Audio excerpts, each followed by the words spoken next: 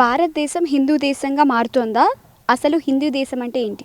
ప్రపంచంలో ఉన్న అన్ని రిలీజియన్స్ లోపల హైలీ టాలరెంట్ రిలీజియన్ ఏంటిది అంటే హిందూస్. ప్రతి హిందూ కూడా మీరు ఇప్పుడు అక్కడ ఒక మసీద్ ఉంది అంటే అదొక దేవుడి ఆలయం అనుకుంటాం. ఎవరన్నా కానీ అదొక విదేశీ మత ఆచారాన్ని అనుసరించే వాళ్ళ ఆలయం. చర్చ్ని మీరు చూస్తారు, అది కూడా ఒక ఫారిన్ కంట్రీ నుంచి వచ్చిన ఒక ఫారిన్ రిలీజియన్. ఓకే, మనం రెస్పెక్ట్ ఇస్తాం. But when you see this desert religions, ఈ ఫారెన్ రిలీజియన్స్కి మాత్రం హిందూ సంస్కృతి అన్న, హిందూ దేవీ దేవతలన్న ఒక చిన్న చూపు అనమాట.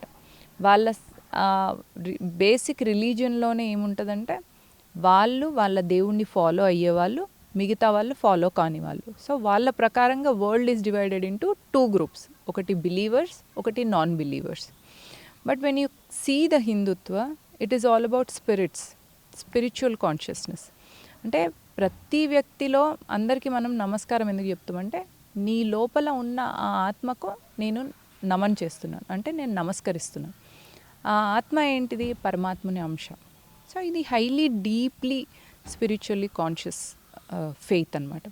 సో కాబట్టి ఈ ఫెయిత్లో మీరు టాలరెన్స్ గురించి అడగాల్సిన అవసరం లేదు. ఇది ఇంక్లూజివ్ సొసైటీ. అది ఏ మెథడాలజీ అయినా కూడా దాన్ని ఇంక్లూడ్ చేసుకుంటుంది, ఆ థియరీని అండర్స్టాండ్ చేసుకొని ఇంక్లూడ్ చేసుకుంటుంది. భారతదేశం హిందూ రాష్ట్రంగా మారడం అనేది లేదు. ఇది ఎప్పటి నుంచో హిందూ రాష్ట్రమే, ఎప్పటికీ హిందూ రాష్ట్రం. Just because you call the country as India, దాని స్పిరిట్ చేంజ్ అయిపోదు. ఇంతసేపు చెప్పిన ఫిలాసఫీ అంతా భారతదేశం యొక్క స్పిరిట్. సో ఈ స్పిరిట్ ఇట్లే కంటిన్యూ అవుతుంది ఫర్ ఎవర్ అండ్ ఎవర్. రీసెంట్గా అయితే రామ మందిరంపై అసదుద్దీన్ వ్యాఖ్యలను చేశారు. వాటిని ఎలా స్పందిస్తారు? వాటి గురించి అసదుద్దీన్ ఓవైసీ లాంటి వాళ్ళ పాస్ట్ని గమనిస్తే ఒక 5-6 జనరేషన్స్ కింద వాళ్ళ పేరెంట్స్, గ్రాండ్ పేరెంట్స్ హిందూస్.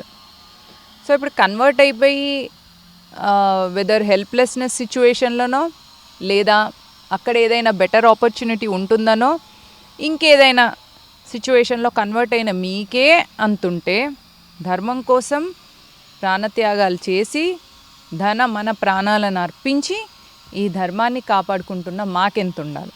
కాబట్టి వీళ్ళు మాట్లాడే మాటలకు విలువ లేదు.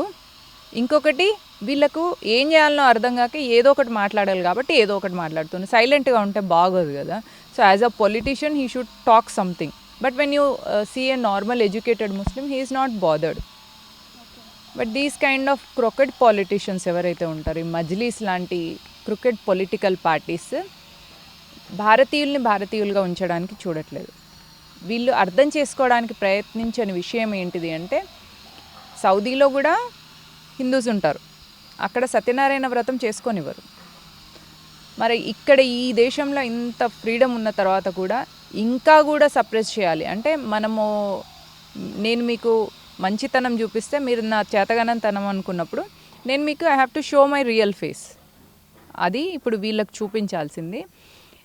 మజ్లీస్ లాంటి పార్టీస్ని ఇంతగా ఎంకరేజ్ చేసిన బీఆర్ఎస్ ఎట్లయితే భూస్థాపితమైందో, ఫ్యూచర్లో కాంగ్రెస్ కూడా అలాగే భూస్థాపితం అవుతుంది. ఈ 2 భూస్థాపితం అయిన వెంటనే మజ్లీస్ తోక ముడుచుకొని సైలెంట్గా ఉండిపోతారు.